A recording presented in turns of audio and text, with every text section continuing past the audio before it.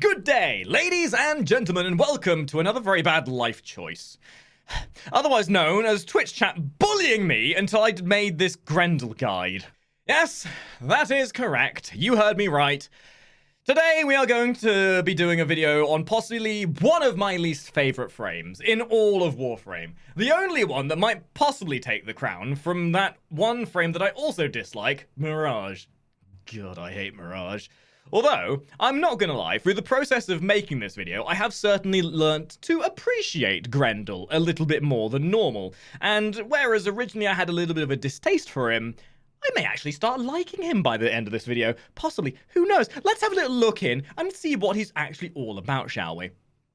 Now, I may come across as a bit of a cynic, and I have my reasons for that, which are more personal than anything else. And aside from my cynicism, when we boil down Grendel to brass basics, he statistically on paper is a rather good frame. But does that actually mean he is? Well, some people, including Billy over here, seem to think so. I guess we have to first talk about what kind of frame he actually is if we're going to really take apart the exostructure of why people might not like him as much, and look at what people would actually enjoy about him. Really, there's one major playstyle, and that is Behemoth of a tank. He can self-sustain up there with the likes of Hildren, generating huge buffs and giving himself huge amounts of health, and all the while rather nicely debuffing enemies, eating them, and, well, eating them aside. On top of that, he has some rather large damage output, which weirdly enough, from stats alone, doesn't really seem like it is very viable. But from personal experience and through the process of making this video, I can tell you from fact that the damage he can put out is actually rather nice, and although by abilities alone, he's very specific on his playstyle, he does end up becoming rather enjoyable once you get to know him. Kind of like a really weirdly demented date that doesn't really make you feel comfy in the first place, but then you realize that they like dungeons and... Anyway, gameplay and mechanic-wise, you can expect Grendel to absolutely destroy enemies with very high base damage abilities. And even without modding, you can rely on his initial power creep through generating his own buffs to deal the damage for him, while being able to roll around the map in his high utility, a debuffing, stunning, and general all-around causing mayhem ball-a-thon of a fourth ability. And this will cause all kinds of havoc, I can assure you of that. And although I don't find his kit all that inspired or interesting, and he may kind of stick out from the normal frame like a sore thumb, it is, if nothing else, effective at what it does. And although you're not going to have an infinite number of builds with this frame, the builds he does have are incredibly effective. So if it's a tanky powerhouse you're after, then Grendel might just be that frame you're looking for. Blimey, with all that, how could anyone think he's bad? Well, let's just say getting a hold of this guy isn't exactly a walk in the park. To get this frame, you initially need to do arbitrations. Yeah, you know, that thing you can't do unless you've unlocked the entire star chart! So this definitely isn't a frame you're going to get on the super early onset of things. Now, I can make an entire video about how you get Grendel because it's quite an arduous adventure. But in the short of it, and simplified, once you have amassed 25 Vitus essences, you can go to the Arbiters of Hexus room in any relay and purchase a locator beacon, which allows you to build an item required to start the quest for this guy. It's not really as simple as getting something like Rhino, huh? Once you have the locator, you'll go to one of 3 Europa missions, either a 20-minute survival, a 15-wave defense, or an 800 cryotic excavation. But here's the kicker. Your mods don't work! So you have to rely on team composition and setup to get through these missions. And I'm not going to lie, because of all the arduous nature of getting all the locators and then farming the pieces through these missions, a lot of people just end up farming platinum and buying him instead if they want to get the mastery out of him. I mean, it's easy enough to do all this, but it's a lot more arbitrary than a lot of other frames, and some people just don't want the hassle, I suppose. Honestly, Grendel, in theory, is actually one of the more complicated and arduous frames to actually farm for, and although, again, I would make a video about this in itself, I'm going to give you a very simplistic terminology about how you can farm this most efficiently. In its simplest recommendation, it's about your setup. You want to bring at least 1 or 2 frames that have high base damage on their abilities that can push through the enemies, which are going to be about level 40. You think frames like Wisp, Valkyrie, frames with exalted weapons will do you very good justice, or frames that have abilities like Wisp's fourth ability, which has high power without mods. Then you want a mix of CC frames and utility frames to utilize the buffs and debuffs you can get from frames like Nova or Frost to help you stay alive. And sometimes it's not necessarily about killing as many enemies as possible as it is to just do the objective. With the survival, you just want to try and stay alive, activate the cryopods, and just survive for that 15 minutes. Then with the defense, you want to just defend the point and slowly burn your way through the waves. The defense is probably the harder of the missions to do. Excavation can basically be done at your own leisure so long as you get the excavators pumping, even for a short period of time. You don't necessarily need to complete them. You just need to get through the mission itself to have it work. Okay, it's time to get down to the brass tacks of things, and we're going to start talking about his abilities. And although his glutton is his passive, and it may be very reminiscent of his lore, fitting for the fact that he was a glutton in his... Anyway, glutton. When Grendel swallows an enemy whole, like a demented Kirby, he will gain 50 armor per enemy inside his belly. So the more of a hungry boy you are, and the more enemies you devour, the bigger this buff becomes. Now, this isn't exactly sustainable because of a mechanic we'll talk about later. So it'll be about finding that butter zone of the nicest amount of enemies you can have inside your belly possible for the longest buff possible, whilst also maintaining the biggest buff possible without losing it within 5 seconds because you've run out of energy. Anyway, you'll know more about this in a moment. Either way, his passive is you get armor to add to his survivability, which is kind of a go-to, seeing as he's a very tanky frame in the first place. So, now we move on to his main ability, starting with his one, which is Feast, which was kind of already mentioned in his passive, but Feast. Grendel does his best fat bastard impression and tells the enemy in front of him to get in his belly! Opening his mouth for 1.5 seconds, he will then suck giggity any enemies in front of him within 25 meters into his belly, which is a large mouth. Whilst in Grendel's belly, the eaten morsels will lose 5% of their total armor per second, and this is where I mentioned earlier about maintaining his passive through Feast isn't manageable. As for every enemy you devour, Grendel will drain 1.5 energy per second, and this gets sequentially harder to maintain the more enemies in your belly. So more enemies equals more drain. And finding that butter zone of what is sustainable is more important for your synergy between your other abilities we'll talk about in a moment. Because if you run out of energy, and if you don't have enough enemies balanced around, then you're going to find it harder to maintain his other abilities. Now, once you have a belly full of enemies, you can then hold your one key to expel all said enemies that you've eaten, dealing 500 toxin damage with a 100% status chance to the vomited enemies, and to any enemy within 8 meters of the direct cone in front of Grendel. So, if you feel like you want to get rid of it and get rid of the enemies in your belly and stop the energy drain, that is how you do so, whilst dealing a nice substantial amount of damage as well. Now, the damage of the explosion and the armor stripping potency is affected by your power strength. The range of the swallow cone, however not the width of it, is then affected by ability range. Second ability is Nourish. This is the big boy buff. This is where Grendel can superpower himself into different forms to aid his team or supercharge himself by digesting enemies in his belly. Ugh. The buff being indicated by the latest enemy he's eaten. So different enemies equals different buffs. Tapping the ability key causes Grendel to stomp the ground, forcibly digesting the first eaten enemy of the required type in his gut, inflicting 2,500 toxin damage to the victim, and recovering Grendel's health within 50 health. Grendel and an ally Warframes within 25 meters receive selected Nourish buff lasting for 25 seconds. And the buffs that are generated are again dictated by the last enemy you've eaten. So there is some element here where you have to be quite specific about the enemies you're eating to generate the buff you're after, or just hope for whatever buff you so choose. So the buffs that Grendel can generate for his allies by consuming the enemies in his stomach are the following. The starting with Nourished Energy. Nourished Energy essentially improves the efficiency of all energy regeneration effects by up to 1.25%.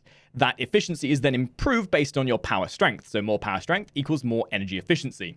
The second buff is then Nourished Armor. When taking damage, players and Grendel will release waves of toxin for 250 damage in an 8-meter radius. This cannot happen more than once every second, so it's a nice little bit of passive damage that can be generated by generally getting shot at, and kind of helps propagate the idea of mitigation and survivability.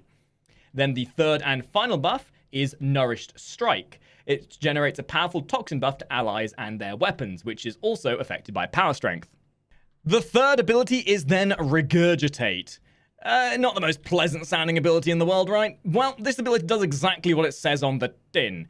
Grendel will launch enemies from his stomach like a missile, dealing 1,200 toxin damage to said enemy and any enemy within the impact radius of 5 meters from the impact point.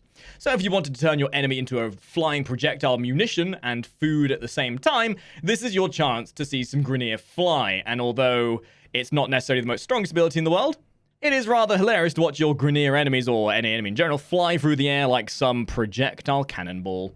The splash radius of the impact area is then affected by ability range, and the damage of the impact and the overall damage of the projectile is then affected by power strength. And honestly, you would be surprised as to how effective this can be. I have seen this very handily kill level 60 to 70 enemies, and although it's never going to do much damage to enemies above level 80, 90, and 100, this can, in theory, be a nice little build to go for clearing low-level missions. And last but not least, Pulverize is Grendel's 4th ability. Do you think anyone in DE plays Metroid? I mean, this is basically Samus's Powerball. Grendel folds himself up into a spherical ball of stupidity and becomes a controllable ball of destruction while in this mode. While in this mode, you'll be able to control him as a giant ball of death rolling around and destroying things. Initially, Grendel will devour those in his stomach to maintain this form, but if his belly empties, then he will start draining energy to main it instead. So, just keep in mind, as with all of his abilities, you always want at least 1 or 2 enemies in there just to keep fuel in the tank if you catch my drift.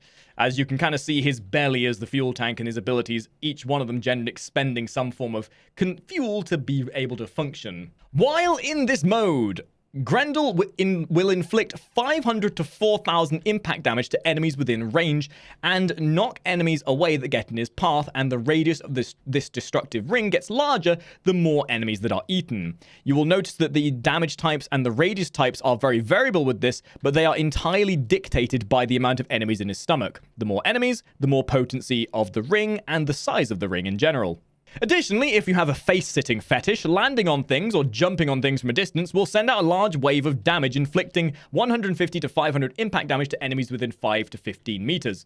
All of the damage from these abilities and the overall range, as mentioned, are affected by the enemies inside the belly, but can also be supplemented by power strength as well. And although this ability isn't something you're going to likely be using for the potency of it, it is, if nothing more, a very fun novelty that allows you to get around quite quickly and knock enemies away for some basic crowd control. So those are the abilities out of the way, and as always with our guides, we always put a lovely little build segment at the end that is as simplistic as possible, and I always try to encourage you to remember this important fact. When it comes to builds in Warframe, take the initiative. Do not take builds as gospel. Use your initiative, do some research, try and innovate on the builds. Don't just take a build and say, hey, that's my build now, because that's just very dull and kind of is counterintuitive. Anyway, I made a video on this sort of subject. If you want to learn how to mod things properly and how to mod things and learn how modding works in general, please watch my beginner's guide to the pipeline of modding. That will then help you understanding how modding and building works to make your own.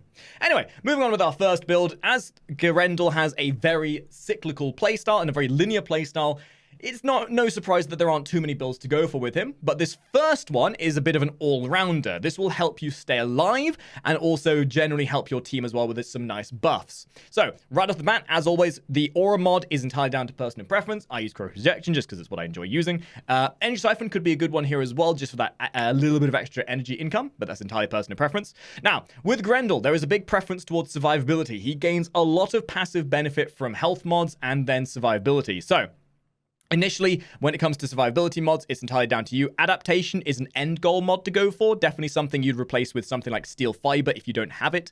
So initially, we have Vitality and Adaptation or Steel Fiber to go for with our initial survivability. To complement Grendel's massive health pool, we would then use Hunter Adrenaline or Rage to get some innate energy replenishment via bit taking damage, because we are big and we're going to be taking a lot of damage.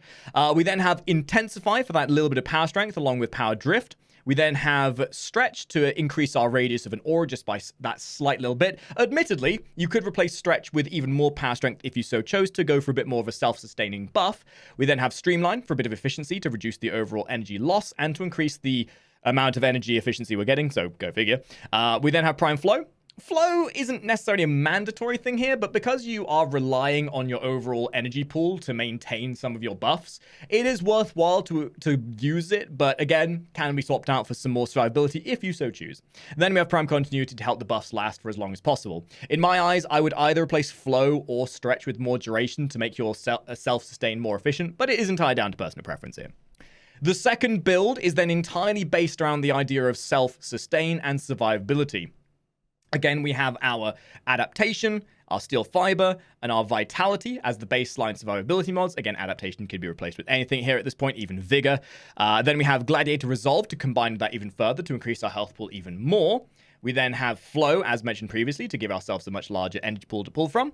Continuity to make our buffs last longer. We then have streamline for the efficiency, and again, hunter adrenaline or rage for that extra bit of energy regeneration. The Xmas slot, I find, is actually quite interesting here. Handspring, as a whole, is a very useful Xmas mod to use, and seeing as you are relying on self-sustain here, having that faster knockdown recovery can be kind of nice, and it is a bit of a personal preference for me with Grendel, as I've noticed, seeing as you're going to be taking a lot of damage and knocking yourself down every now and again, this could be quite handy. And then finally, as always, we have a new player incentivized build where all of the mods are very easily obtainable within the first 24 hours worth of playing and are very easily and transparent as to how you get them. So as again, we have our survivability mods of Steel Fiber, Gladiator Aegis, which is from Plains of Eidolon, Vitality, and then we also then have Hunter Adrenaline. And again, Hunter Adrenaline could be Rage. Rage is then obtained from Plains of Eidolon as well, from the certain Grineer enemies, along with Hunter Adrenaline, which is also a mission reward, which I believe is either Plague Star or something along the lines. Either way, pretty easy to get one or two of them.